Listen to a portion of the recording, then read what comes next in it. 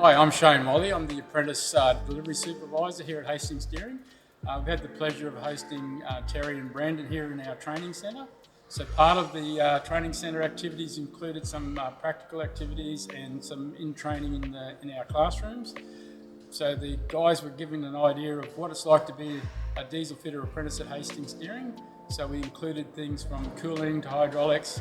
Although they didn't participate in the whole course, they got a taste for it. So they learned a bit about systems operations, diagnostics and repairs, and what the skill and knowledge and the commitment that an apprentice today has to have to complete an apprenticeship with us.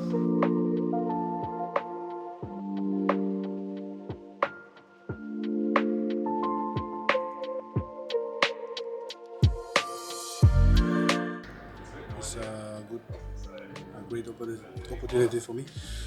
So it's like here we have different, all like general process. So we just, if I'm interested in one, then I'll just choose this one and go back home, and I'll try to focus more on that, and then I'll find a good job after football.